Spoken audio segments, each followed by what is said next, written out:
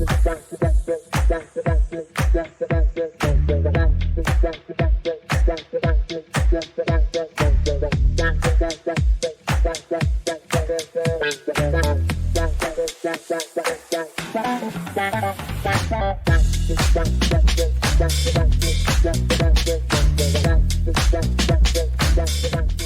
you everyone for attending the TANA Free College Planning and Scholarship webinar today evening.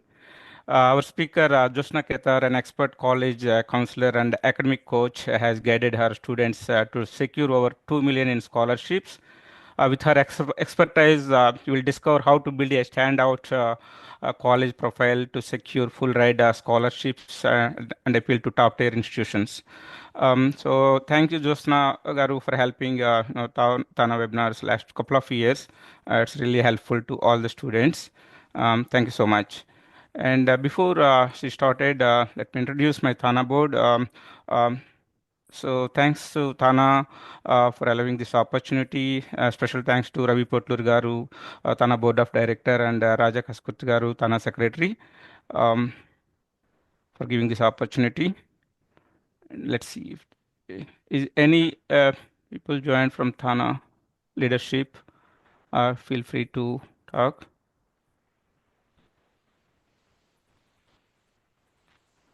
Right. Yeah, we can. You can. It's time. It's over to you, Josna Garu. No problem. Yeah. Please go ahead and start. Thank you. Okay. Okay, so welcome everybody. Good evening. It's so wonderful to see you all. I'm from Chester Springs. Where are you joining in from today? You can put it in the chat. You don't need to take any notes or anything because I'm recording this and I will be putting this on the YouTube link, and I'll be sharing a lot of resources. Today, the whole purpose is to demystify or simplify the college process. Okay, so how many here feel that the college process is complicated? I'm one of them. You can put it in the chat. Okay, and also any questions you have, just put them in the chat. I do struggle with ADHD, and if I start looking at your questions, I will never go through my presentation. I have a presentation for you, and I will have a very long Q&A session, so you can ask me any question. Okay, so please, there is nothing called as a silly question or anything that I can help you answer. Okay, so with that, let me just get started. I do have a presentation, and you can ask any questions that you have. Okay.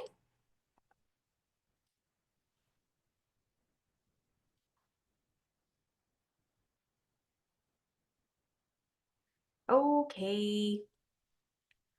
Okay, so Shivani, Venkat Garu, can you please set up in such a way that people can send a message to everyone? Because Sure. people are saying that they cannot send a message to everyone. Okay, let me change it. Okay, sure.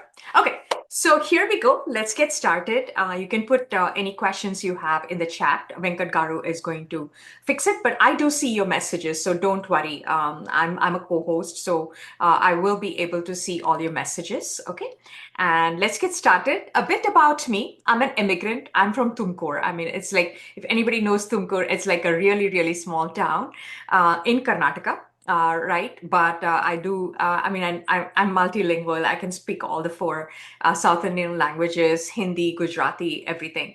And so I was frustrated with the lack of clarity in the college process, right? When my older son, 6 years back, when he was applying to colleges, I'm like, why is this so complicated? And I figured that it was designed to complicate us. It's, if you don't know something, it's because it's not that you didn't put in enough effort to learn about college. It's just that hard, or it's just that complicated. And I've made it my mission to simplify the process. Fast forward, my son has graduated from Georgia Tech, and I'm going to share what he's doing right now. This is my qualification. I'm a Tony Robbins certified life coach. I'm a positive psychology coach. I'm an executive functioning skills coach, which is the prefrontal cortex of the brain. So I work with students who are neurotypical, which are like normal kids, and neurodiverse, or students who are on the ADHD, who are on the spectrum, have depression, who have invisible neurological defects. I work with every one of them, and I have a very, very, very inclusive community where I don't think that I just need to serve the top 1% who are planning to go to the Ivies. No, I have people from the different levels that are there. My below average and average kids are the ones who hit it out of the ballpark. Okay, I'm also a meditation instructor and a pranic healer, and I did my college counseling from UC Berkeley. Okay, which is like an extension, which is like the de facto standard when it comes to college counseling. My entire team is trained in UC Berkeley way of counseling and career counseling.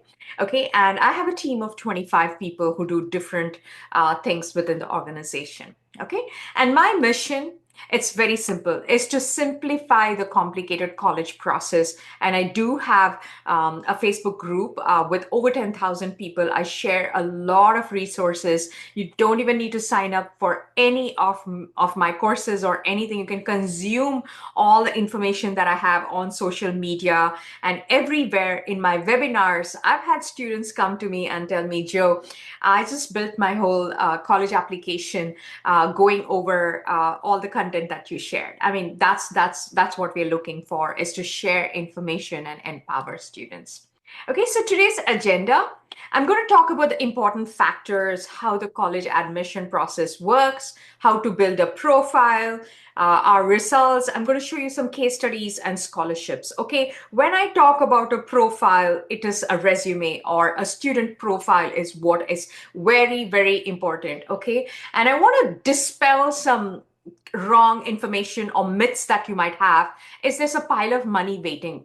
Okay, that's not something that I want you to think about, and focus on building that profile or the resume. Okay, I'm going to give you the blueprint for that, and that's what you need to do. Is it doesn't matter what visa you're on, because 40% of my students are on the dependent visa. I go to the immigration channel and talk about college counseling. It doesn't matter if you're on a dependent visa, L2, H4.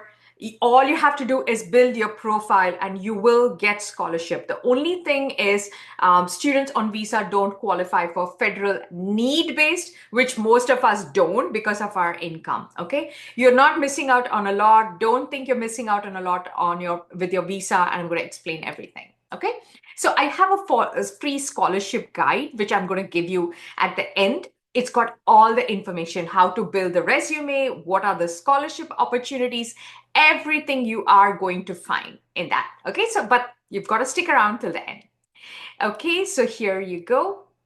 Our success, our students have gotten into Stanford, UPenn, MIT, Cornell, Harvard Pre-Med, Carnegie Mellon, all the UCs, Georgetown, Vanderbilt, everywhere. I mean, I don't have space to put all the logos, but it's not what defines us. It's not that just the student, the cream of the crop getting in. It's like everybody. And also getting into college with boatloads of money, which is merit aid. Okay, I'm not talking about the financial aid, which I'm going to get to, but there is merit. We all can get a lot of merit scholarship and almost go tuition free with the college. And I'm going to show you how. Okay, our counseling results, our students typically get accepted into 90% of the colleges that they apply to. And yes, from the past few years, it's grown to 10 million, the total scholarship money that my students have won combined. Okay, and that's what I take pride in, is you should not be breaking the bank sending your children to college. Okay, and here you go. Anybody, of course, you all want the success formula, and I'm going to share that with you. Okay, so how does the process work? Okay, so the essential questions that they're asking in an application is, how are your grades? Are you academically capable of studying in a college? And I'll take the example of Duke because I have an acceptance letter. And what unique qualities do you bring to our college? What has been your impact so far? And does your profile have potential? Profile. I'm going to explain what a profile is. Profile of a student is basically a sum total of their grades, test scores, extracurricular activities, volunteering, everything together. So this is what the colleges are asking, and your application needs to sing this. Okay, that means it's a sum total of 4 years: 9th, 10th, 11th, 12th. So all these years, it's a combined um, effort that they look at. Okay, and this is how the college admission process works. Okay, so there is the application that the students submit to, and there's a regional admission officer. I'm in Pennsylvania, so there is a regional admission officer who lives in Pennsylvania, but maybe working in Duke, for example. Got it? So they know the make and model of your car. I'm just kidding, not your car, but of the schools that are there. Okay, so they know all the schools that are there. They're local to the area, so they know the kind of schools that are there. They take your application and pitch it to the committee. So there's a committee along a white table with a bunch of people discussing about how to make up for the class of that particular year. And then the committee votes. Okay, so then it is like acceptance, denial, or waitlist. So this is the process in a highly selective college. Okay, and what do I tell my students is to make your application so attractive that the regional admission officer will fight for your application in the committee. There are usually fist fights. I'm just kidding. Okay, so basically that's how the process works, and the rubric or what is the parameter in which they select the students is a secret.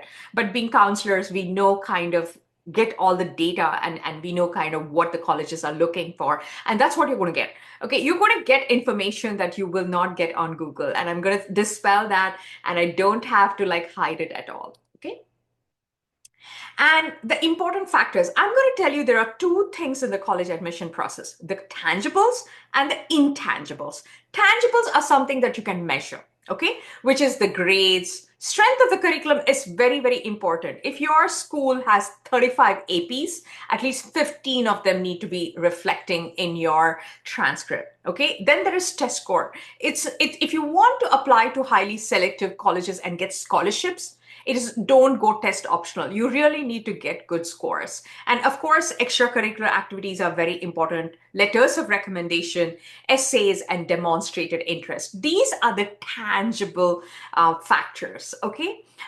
Next comes the intangibles, which are the qualities that they like to see. Is a love of learning.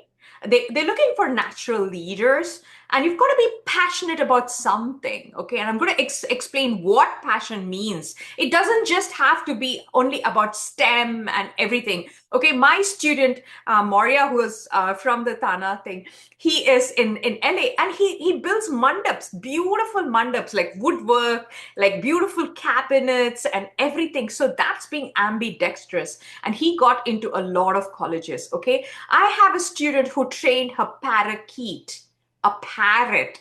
You understand? So those are those kind of unique things that they're looking for. If you think about blending in, then you've lost the fight in colleges. Okay, and if you feel like you have to follow everybody, do activities that everybody is doing, you stop being competitive. Okay, and they're also looking for students who make contribution to the community. That's very, very important. And they're looking for risk takers and trendsetters. They're not looking for cookie cutter kids. That's it. So these are the intangibles. Intangibles are something that cannot be measured, but needs to be shown in action. You cannot just say, hey, I love learning, okay? Or, hey, I'm passionate. What are you passionate about? Right? And I'm also going to tell you how to pick extracurricular activities. Okay. Any questions about what we've discussing so far, please put them in the chat. I'm going to teach you some things that may be out of your comfort zone, but hang in there. It'll all make sense. Okay. And so you can build your profile in 6 steps, and I'm going to show you those exact 6 steps. That's all it takes. Okay. And you follow them, you'll reach the finish line. Okay. Number 1, excellent grades and GPA, duh, the most important things. They're looking for 10 plus APs combined of 9th, 10th, 11th, 12th. Okay, and also I'm going to tell you how the class rank is determined in a school. Like you have a kid, who, for example, has done 19 or 20 APs. So that kid is like determined to be as the baseline. Okay. Anybody else is going to be compared to that particular child. Okay. So this child is class rank 1. The second one who has 19 APs is class rank 2, then 3, and everything. And it doesn't matter if it's IB or AP syllabus. Class ranks are always there in the school, but they don't reveal it. It's shown in the counselor recommendation. Okay. IB curriculum is equally good. Colleges love seeing out of the box thinkers and problem solvers. Okay. And test scores, if you're looking at the top 25 colleges, you need to have test scores of upwards of 1500, I would say 1520, 34 in ACT. Okay. And there are a lot of schools that will give you scholarships based on your test scores and GPA. So it's very, very important to have these two things. Okay. Then this is where I want you to pay attention. If you're multitasking, come back.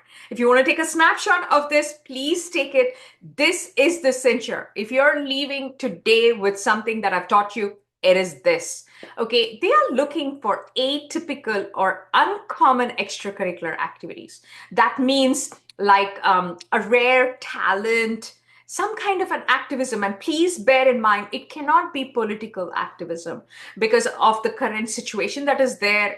You cannot make it political, but you can have like save the earth kind of activism, teen suicide prevention, or a vaccine myth dispelling activism or something. And a rare talent, like I mentioned about woodworking, right? Even cricket or any of these things. Please don't just focus on STEM. STEM is left brain, we get that, but colleges are looking for both left and right brain. Got it? So you need to have build those kind of activities and think outside the box. They're looking for uncommon activities from students. Okay. Next is a passion project. It's nothing fancy or major or trying to find a cure for cancer. No, it's not that. It's just actionable, measurable outcome. Okay, so the trick to picking any extracurricular activities, parents come to me all the time and they say, hey, how do I build my extracurricular activity? Is this activity good? And I always tell them, can you show a measurable, tangible outcome? What is the outcome? Okay, if you're doing a summer course in a fancy college like UPenn, my son wanted to go to the management and technology program in UPenn. It cost me 7 grand. But did he get into UPenn? No. So there's no guarantee that getting into an Ivy summer school is going to give you that kind of acceptance. And also, summer programs are consumption. They're consuming information. There's nothing that's coming out, right? So any extracurricular activity that you have, always look for how you can show your outcome. Okay, you conducted a march or a walkathon or summary. How many people showed up?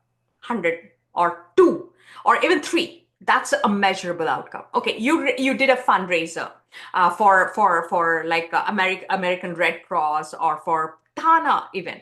Like how much money did you raise? Okay, so that is the kind of tangible, measurable outcome that you need to see when you build your extracurricular activity. And also, they're looking for activities outside this classroom. Okay, so your clubs and everything, they're all right, but they are not the top tier extracurricular activities. They come somewhere in the middle or the bottom, right? So do not make your school clubs the main course. Okay, so this is the story. Any questions about whatever I'm discussing, please put it in the chat and I will address them. Okay, we want to dispel some myths that you have. Okay, and then this is something that you have to pay attention. My student got into Stanford this year, and I'm going to show you her stats. And they are looking for demonstrating a rare intellectual quality. It's not just about academics and test scores. It's about going beyond that, like conducting a research project under a professor, presenting in a conference, international recognition, going for the math Olympiad, international contests, all that. They are looking for how students flex the most important muscle in their body, which is the brain. Okay, so that's super, super important. Okay, any questions about this, please put them in the chat. Next is specialization. You have two kinds of students: a specialist, who's like taken one kind of area and they have multiple activities within it, and then there's a generalist or a serial joiner who'll just keep joining every activity and not do anything deeper. Who do you think colleges like to pick? Of course, the specialist. And I'm going to have some quizzes down in the future, down in this presentation where you will be able to see, right? So that's what it is. We are looking for specialization, like bundle up activities, 2 or 3 activities that come under one umbrella. So that is how you build it.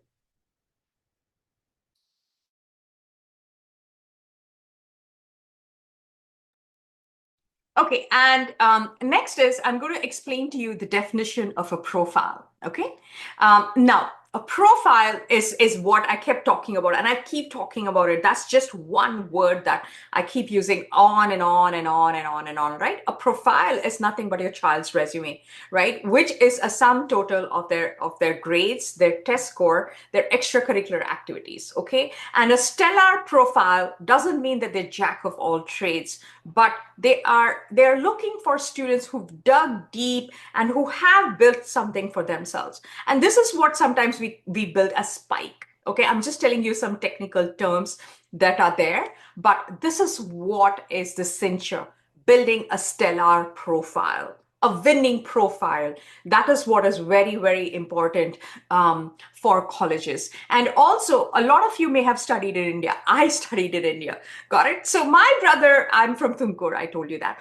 It has one library. My older brother went to the library and picked up an application for other RECs, which is I studied in NIT or REC. It used to be called REC. It's tier 2 IV. IITs come first, RECs come second. Okay, so he just went and picked up and he said, hey, go apply for this. It is other RECs. I applied for that. I had exceptionally good scores, and I came up there, right? But then this is United States. It's not enough if you have academics. You've got to show your personality, build that personality, and that's something that I want to you guys need to keep in mind, because I get parents who ask me, hey, this summer should my child take a course in the community college? But I want you to think beyond that. Yes, a community course may help your child, but if they've already exhausted the APs or are doing very well academically, look for other activities where they can build their repertoire. Okay, any questions, please put them in the chat, because this is super important. Okay, everything is, does it make sense? Are you with me?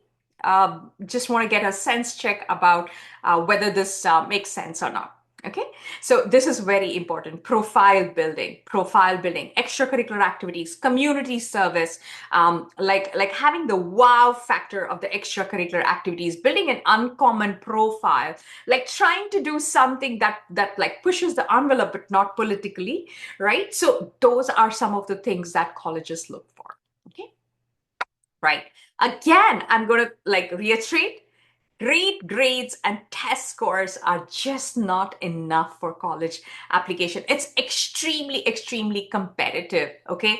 And I want to tell you that what happens is we are the top 1% who's come from India, right? So our children, of course, they have our genes, they've hit the genetic jackpot, are super intelligent. So they are competing with each other. And of course, the competition is intense. And you've got to start building right from 8th grade. Okay?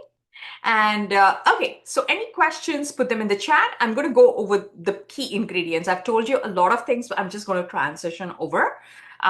So these are the 12 factors. I am part of the National Association of College Admission Counseling.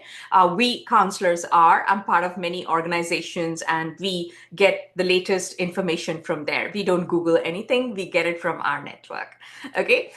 So these are the 12 factors. Okay. Number 1 is grades. Number 2 is test score, strength of the curriculum, essays, counselor recommendation, super important.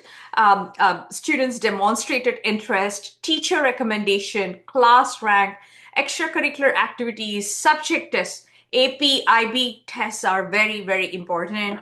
Interviews and state graduation exam scores. These are all very, very, very, very important. Any questions about the 12 factors? These are the priority in which it's built, but every college is different. They will like prioritize it very differently. Okay, for Vanderbilt, counselor recommendation is super important. For some other school, it's not, right? So these are the 12 factors, and any college that you see will just play around these factors. Okay, so any questions, please put them in the chat. Okay, next, how can you create a stellar profile for college? And I'm going to show that. Okay, and it's planning for all 4 years. Okay, we don't like course select, like just, oh, I'm in ninth grade, I'm just going to pick courses for 10th grade. What we do is we pick courses for all 4 years. I work backwards actually. What is the child going to graduate with? Okay, like what math? Is it AP calculus BC? Is it statistics? I build that, and then I go like backwards. Okay, in grade 12, if they need calculus BC, what needs to have finished? Calculus AB in the junior year, then pre-calc in the sophomore year, then algebra 2 in the ninth grade. So that is how we plan everything. But here I'm going to focus more on how to like plan holistically, because it's just not courses, right? It's like extracurricular activities, community service, extracurriculars, everything together. I'm going to share that.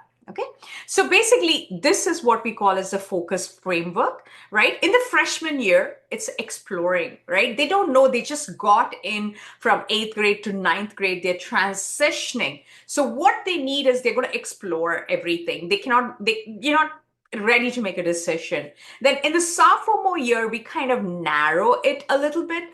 In the junior year, we focus, we eliminate the ones that we don't want, and we kind of super focus on it. And senior year is where we make an impact. Okay, I know it's sounding a bit vague, and I'm going to get down to the nitty gritty. Okay, so in the freshman year, which is ninth grade, we want students to explore the different clubs, organizations, and also TANA organizes so many events. Okay, so my son conducted a teen suicide prevention walk in Harrisburg, and TANA was one of the organization who supported it. So within your TANA itself, there are many events that happen locally, regionally, wherever you are. You can conduct many things that are there. You initially in ninth grade, you don't know what you want. You're just still trying to do that. But the number one thing I insist student build is study plan,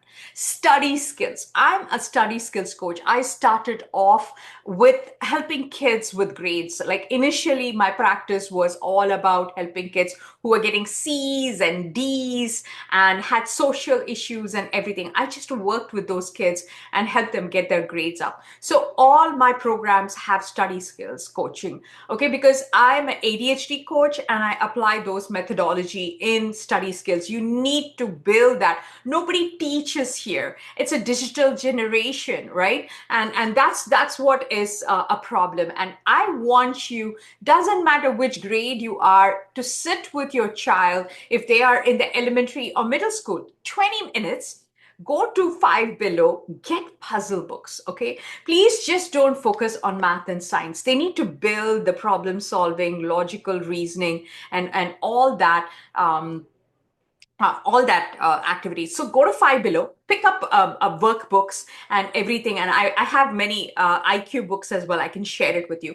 The thing is, it's not about solving everything, but making your child sit 20 minutes device free. And even you cannot be on your WhatsApp or Facebook and do any forwards. Sit with your children, and the 20 minutes is like puzzles, problem solving, this and that. And before Amazon killed the bookstores, I would go store to store to teacher supply stores. They used to exist, okay? Teacher supply stores where you could get anything, workbooks, any material that is there. Now it's all destroyed. It's all online. And I would just get those puzzle books and make my son study, okay? And I went and I've spoken to a lot of school administrators and teachers, the gifted teacher in New Jersey. I went and asked her, what is it that you expect and what is it that you're looking for? And she literally told me what they are looking for. And I built that. And I built that with my both sons. Okay. 20 minutes. They're going to complain. Okay. They're going to say the first day, oh, I want to go to the bathroom. I'm hungry. I'm this and that. But do not let them go. Sit on the dining table the same time every day, 20 minutes, all the puzzles, just that, like word searches, like kind of finishing that, all that kind of mazes. If your child is still in elementary, do that. I used to make my kids do that till they were like in ninth and 10th grade. And after that, they're like, Mom, my homework is just too much. I can't do it. That's very, very important because what happens is our children don't know how to concentrate. And yes, sometimes you've got to enforce it on them. They need to have concentrated 1 hour of study time every day. Okay. And I tell the kids, like, as soon as you come back from school, go to your TikTok or whatever that is the first 1 hour after they come back from school. And after that, it should be device free. Okay, they need that concentrated studying. And I teach kids how to like prepare for tests, test taking, like all that kind of test plan and everything I help them build because it's so foundational. You cannot expect a child to take like 20 APs and be very good in extracurricular activities and everything. And it is possible. My son graduated with 20 APs. I was not his counselor. Our school district, if you're in the Downingtown School District, it's exceptional. Okay, I moved from New Jersey here to Pennsylvania. So our Downingtown School District, he was in the gifted program. So if your child has an IQ of 129 to 130, then they are put into the gifted program. So what happens in the gifted program is you get to accelerate and enrich. I have a whole new presentation about that. I want to continue with this, but if you have questions about the gifted program, please come to me. I have a whole free course that will teach you how to encourage giftedness. Okay, so that also helped him. He graduated with 20 APs. He could transfer them. He went to Georgia Tech, so he graduated in 2.5 years with his undergrad. And then we told him, you're not educated enough, go back. He did his master's. So in 3.5 years, he was done with masters. Okay. And then he got a job in Moderna. And that's how I started this whole company for him. But I was not a counselor. So it is possible. Okay. Let me continue with this. Of course, a journal. Sophomore is very, very important. We want to narrow it a little bit, right? Like concentrate on 3 or 4 activities. Think about potential leadership roles. So colleges are looking for consistency. You just don't start an activity and just give up in 2 weeks. Okay, I hear constantly from parents saying, oh, I'm going to take my child to India and do shadowing in a doctor there for 3 weeks and they're there and we're done with. Nada, nonce, that will not work. Okay, yes, you can still go there and help out, but please, longevity is very, very important. I would say spend about 1 or 2 hours per week for volunteering, and I'll show you how to start a club, everything. I have all kinds of resources for you. The sky is the limit. If you can't find something, come to me, I'll build it. Right? But you got to keep hustling and keep going after it. You cannot keep a lackadaisical kind of an attitude when it comes to planning for college. Okay. So plan it out and also testing. Like the January in their sophomore year, I highly recommend them going and starting that SAT, ACT testing. I am biased. I like ACT over SAT. If anybody needs a good tutor, I do have one. He taught my son, so I prefer ACT. But ACT is also going to become digital. It's so confusing with the SAT being digital and so unpredictable. Okay, so that is the sophomore year. Any questions about the sophomore year, please put them in the chat. Okay, the junior year, it's like you take out the extras and you kind of focus on 2 or 3 activities. And leadership, right? You consistently go at an activity, you get leadership. I know organizations like Asha, Jyoti, TANA, all that, they do have PVSA award, the Presidential Volunteering Service Award. That's very, very good. That's called an honor and award. You need to accumulate awards as well well for college because there are 5 spaces in the application that you need to have the award. So that is very, very important, right? So my son used to go to Teen Children right here. He continued. He started going with his older brother, and then he got a PBSA award 2 years in that particular activity, and he was promoted as a team lead or something like that. Okay, so that's also very, very important. Test scores are important, and please don't punish your child. You're not going to punish. I'm just telling you that it's not possible for everybody to get the dream score the very first time, because not all children are good test takers. My sons weren't. They cried buckets. They could not nail the SAT, but my older one got 35 in ACT.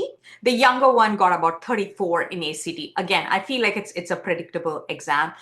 So please be like patient with your child, and also they would want to like just give up once, but you can take multiple times. Okay, and then the senior year, it's about making an impact, right? So what we do is we prepare for college applications. Anybody who's a junior applying to colleges, please reach out to us, and we will share details as to how to build a profile, because that's all we do right from now until the graduation, right? So they are looking for leadership, and again, it has to be like something that you tangible and measurable. You've got to measure. You cannot say, oh, I was a leader, right? No, what did you do as a leader? What were some of the conflicts that you resolved? What were some of the projects? What qualities did you gain? All these are important skills to build and develop and journal, and also mentoring other children during the course, like all that. And college application process is super important in the senior year, and writing those essays are very, very important. Okay, so any questions about the 4-year planning, please put them in the chat and I will address your question. Okay, so now we have a quiz time. Okay, so it's a knowledge check. I'm going to give you two profiles. One is a student who has great grades and test scores, but predictable average activities like inky dinky kind of activities, or a student who's got average, above average grades, okay, and exceptional activities, passion project, research. Who do you think colleges prefer? A or B? Okay, just academics. Um, Below average extracurricular activities, or B, exceptional activities. Yeah. Okay. So you all passed the test. Great job. Great job right there. Okay. So let me just continue with our presentation. Okay. I'm just going to mute everybody so that, okay. Okay. Okay. So you got it. They are looking for those extracurricular activities. And I will point out that, so basically, if my student who got into Georgetown is one of those schools in Washington, D.C. They love passion projects and environmental benefits and kind of activism and community service. They're huge on that. I've built profiles of my students, and you can develop a pattern there, and it's very, very important to make an impact. Okay. Okay, now I'm going to go over some case studies of some students. Okay, so here we are. I have some people asking me about the medical program. I do counsel the BSMD program. That is like the unique accelerated program as well. So I'm just going to show you the case study of this student who's diligent, compassionate, curious, aspiring physician. And if you see, her grades were like 4.5 weighted. We typically take the unweighted GPA. She did fare very well. I mean, this is a good score. 1490 is a good score, but she got 34 in ACT. Okay, so if you see here, look at her activity. She had a cancer research program that she went to. She shadowed. Shadowing is very important for a medical one. Then she had research. Then she did research with us. She had volunteering here. She was into Carnatic music, dancing. Then she was part of the California Tamil Academy. She was a mentor. She was a club, a DECA member club as well. As you can see here, if you see here, her club is almost in the end. The kind of impact that she's done outside the 4 walls of the classroom is super, super important. Okay. And here we have this student, student B, who's an IB student. I saw someone asking me a question about IB. She got into Georgetown. Okay. Now, this student is an innovator, an advocate. They want student advocates, somebody who's a trendsetter and a risk taker. And she was an environmental enthusiast. I'm going to show you her activities. She's an IB student with, she had a very demanding curriculum. Her GPA was 3.91. Her ACT was 33, but she scored very good in her SAT. Okay. And this is her activity. Okay. So she used to do composting in high school, right? And then she raised a lot of money. As you can see here, these are all the numbers that we need, so please keep track of all the numbers. How many students did you mentor? How much money did you raise? They're all very, very important. And if you can see here, both the students, they were subject matter experts. They were not all over the place. They kind of went deeper into an area, which is what's super important. So you can see that she's an environmental activist. She's doing kind of composting here. She's also part of the environmental task force, right? And oh, she was also a cricket player. You see how this uncommon activity is coming in. She was also a dancer. So if you see, there's a lot of activities that lead towards this kind of thing that goes on. So it's super, super important that you have a theme or an umbrella of activities. Okay. Any question, please put them in the chat. I will have an extended Q&A session, so don't worry. You can put them in the chat or you can ask me after. Okay. And now I'm going to go over the stats of a student who got into Stanford. Okay. So I want to tell you what academic rigor she had. GPA was 3.96. She was in the top 2% in her school. She had an ACT of 34 and she had 16 APs, okay? And she was from a magnet school and she had excellent math progression. Stanford looks for a lot of math, research, and all that, okay? And then she had a theme, which was neuroscience. She had leadership. She was founder of Carrie. She was from North Carolina. Carrie, like she was advocating for hygiene, women hygiene. You see that it is like super specific. It cannot be very generic. She was very specific. She was also a tutor of neurodivergent kids. She was also part of clubs and everything. She had research. Research is a very, very important extracurricular activity because it shows deep learning. Okay, so Gen Z, they are 3 times more intelligent than us adults, but they lack that kind of deep learning. They're surface learners, right? But when you have to take those kind of AP courses, you got to like be very, very a deep learner. Research helps you with that. Okay. And of course, she had shadowing and volunteering because she was applying for the med school. And this is how we helped her in building a spike and writing all those essays and everything. And she got into Stanford. So you see, it is possible. She was from a public school. So you don't need to think that it's just private schools and everything. And we built her profile and it's possible. Look at the stats and look at the extracurricular activities. She had advocacy, uncommon activity, and she had empathy. She gave back to the community by teaching neurodivergent kids. Okay. And this is her stats. This is how an average Stanford stat is and how she beat those stats. All right. They prefer top 10%, but she was in the top 2%. She had an ACT score of 32. Her class rigor was very, very important. She had 16 APs and 5 IBs. She was a research intern. She had clinical exposure. She had leadership in multiple organizations, and she focused on neuroscience. So that was kind of a specialization. The top 6 steps that I told you about were implemented here. Okay. Okay, now I'm going to segue into scholarships, which you are mainly looking for, and it's possible. My students have gotten full tuition. Full tuition, meaning they just pay for room and board. I'm going to explain the 2 types of scholarship, but it's possible. But please do not think that there's a pile of money waiting for you to get in. That's a big mistake. And I see parents being on the hamster on the wheel thinking, oh, I have to get that best deal. There's no best deal here. Profile, profile, profile, profile.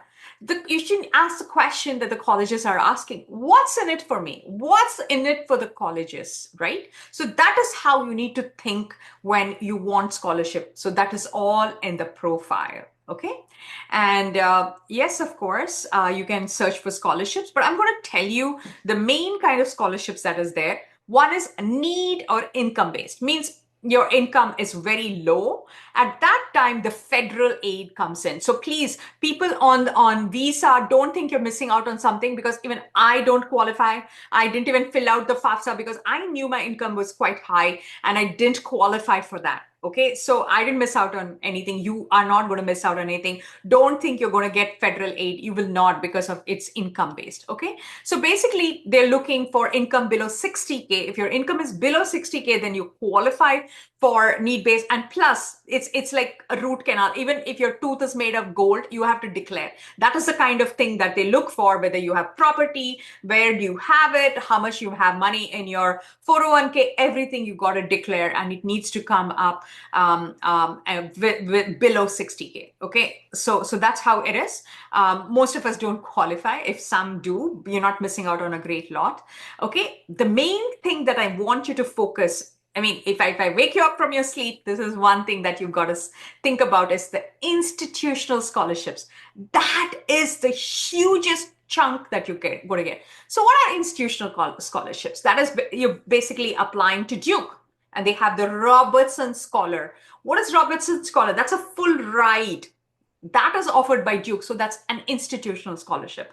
Scholarships that the colleges offer, and there are a lot of them. Okay, again, I showed you the stats. You got to build on those stats to be very, very competitive. Okay, so this is the biggest chunk. It doesn't matter you're on H4 visa or dependent visa, you will be eligible for institutional scholarship.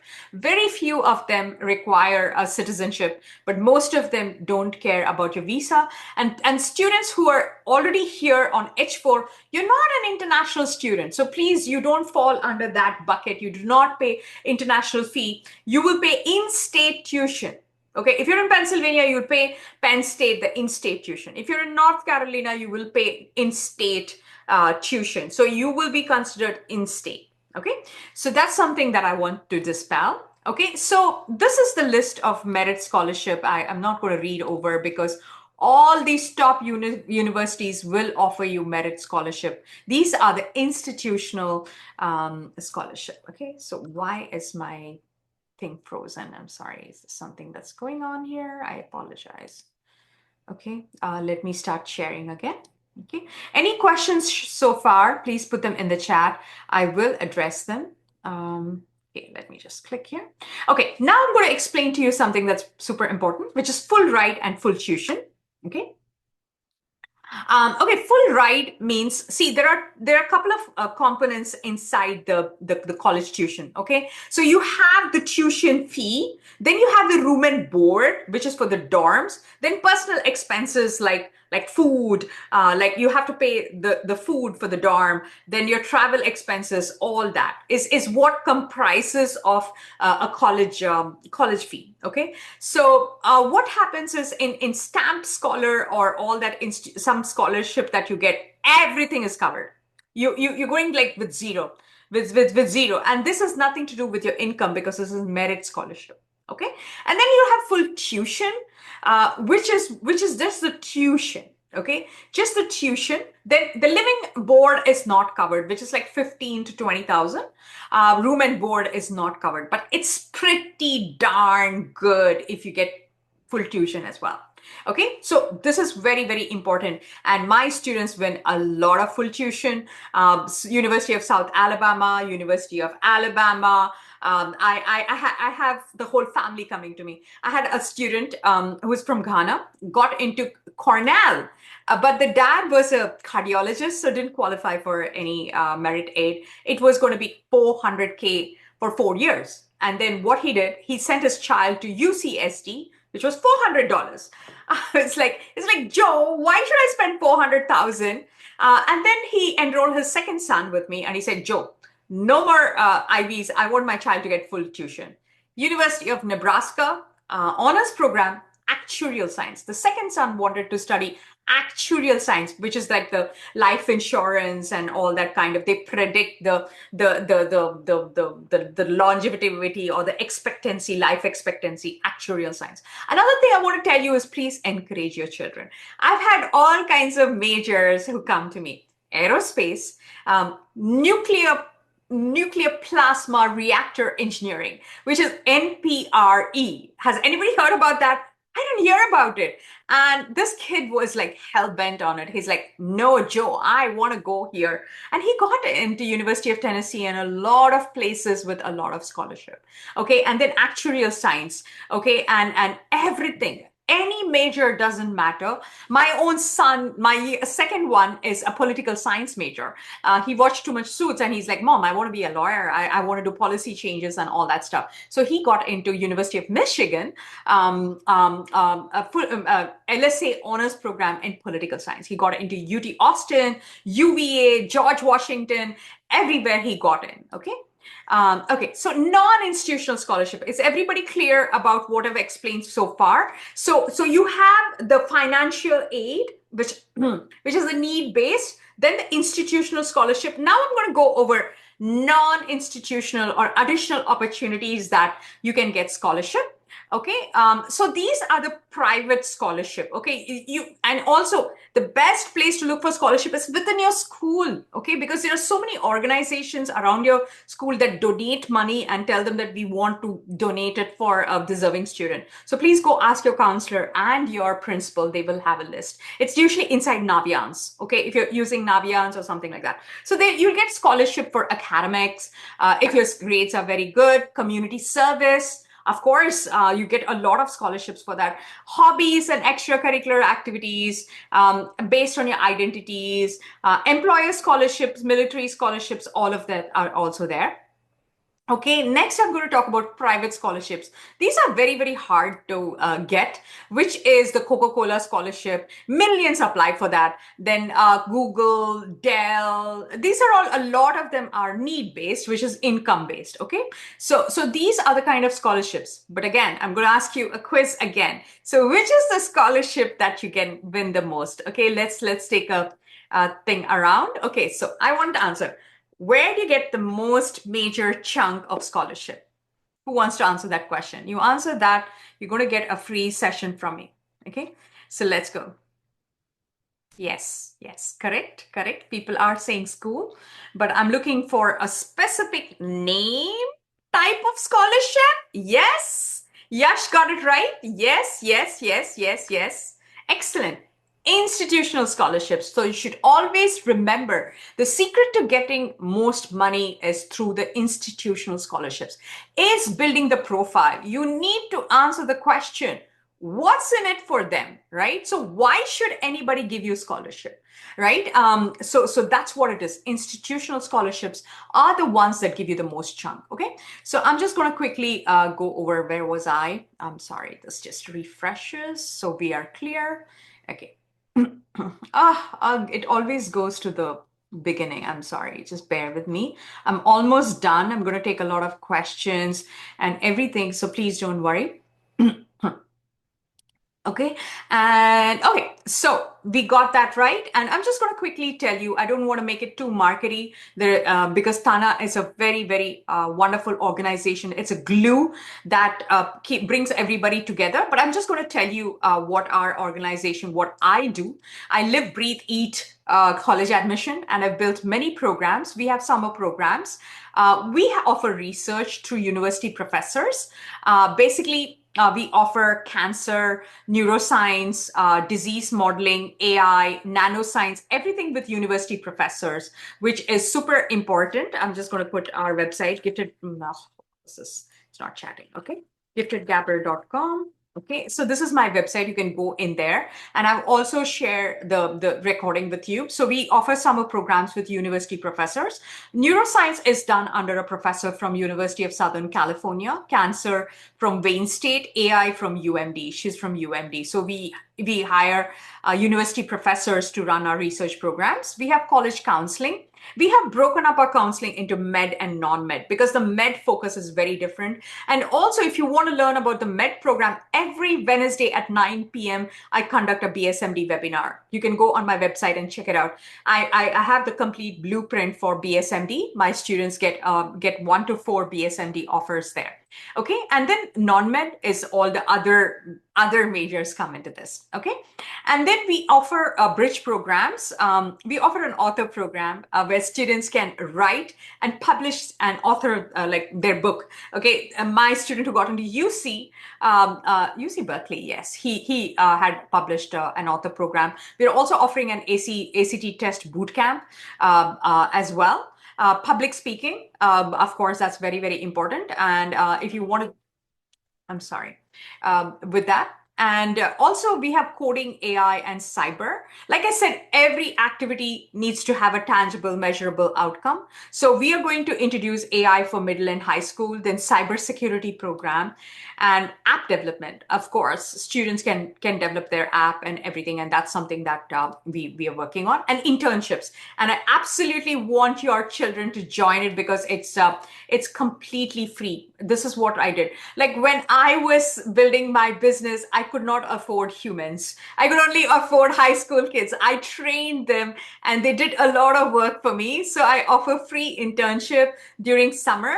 It's completely free. It's like working for an organization. And now we've fine-tuned it so much that we have a social media internship program. And I want all TANA member kids to join that because for 30 days, we teach high school students how to create like different social media assets and everything. And then we place them in real businesses so that they can go and help out that businesses. And it's a very good internship program that we offer. It's all on our website. I will share the link as well. It's Gifted Gabber. It's completely free. You don't need to know any skill. Just come and join. Now, research internship is more focused to students who finish research with us, right? Because they will be mentoring other kids to write the research paper and everything, okay? And then we have AI internship as well, where students who finish the AI program, in our AI program, we help students with Python certification. Think about it. If you're applying to computer science, getting certification is very, very important. We help students with Python certification, AWS AI certification. Last year, my students completed their AWS cloud practitioner and all that. And that it also helps with internships when they go to the college as well. So that's also very, very important. We have the social media internship, which is entirely free. You can just go to our website and check out and share more details about it. I also have a nonprofit, which is called Inspire Youth. If you want to run any activity, let me know. I can give you those hours, but it has to be authenticated and be very, very honest. I do run sustainability challenges where it's completely online, 30 days. I want children to go and do a sustainable project for 30 days. Okay. And then create a project, write a blog, and come and present. Got it? And we post their YouTube, the videos on YouTube and everything, and you can link that to your resume. So it's a proper volunteering. You can even gather people. Okay, 5 of you are going to come and do something good for the environment, like stop using plastics for a month. I have students who've done research on EV, all that kind of stuff. I'm so proud of my kids. I mean, my kids in the sense, my students. I'm just going to share that with you. So if you see here, my students conduct free workshops and everything, and you have a nonprofit you want to raise your money with. So you will see all the projects here. These are students who presented it, a bottle a day, nurturing the planet. All these are sustainable projects which are like completely free that kids can do. Okay, and save the world, right? We just want to do that. We don't want students to waste their time over summer. Do something. DSD. Do something different. DSD. That's what is our motto here. And how do you register? Everything is on our website. I'm just going to quickly share with you. It's Gifted Gabber. If you go here, I'm just going to share. We're still developing our website, so it may be not so very navigatable. I apologize for that. You can go to courses. You'll see our summer programs here. Our cancer research is open, neuroscience is open, artificial intelligence is open. We have a group counseling and college applications for juniors. That's a separate program that we run, which is like 15 months.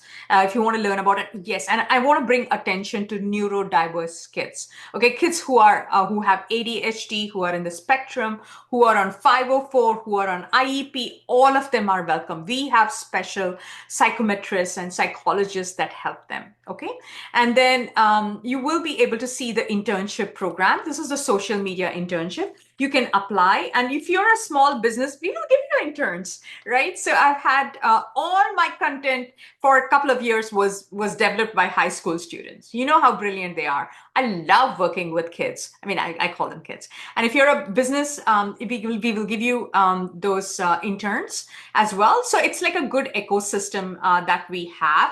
I'm just going to almost finish it here, and then I'll take questions. Okay, and also if you're applying for the business major, they want a business plan. If you're applying to the Ross Business School, UMich, they need a business plan. And what we do is we help students work with a business and create their plan. We will give you the template so that you will work with a business to kind of build the business plan, and then you can upload it into your application.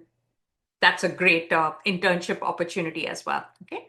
And our results, I'm just going to share with you Duke. I keep talking about Duke, right? So you see this, I'm going to read this acceptance letter. It says, I enjoyed reviewing your application, and the admissions committee was impressed by your innovative projects and research prowess. So what are you learning here? They are looking for uncommon projects, and then they're looking for research. I've spoken to so many admission officers. Being a counselor, in order to maintain my status, I have to visit colleges and speak to admission officers, and they say they want to see research because it shows them this child is a deep learner, right? This is from Duke.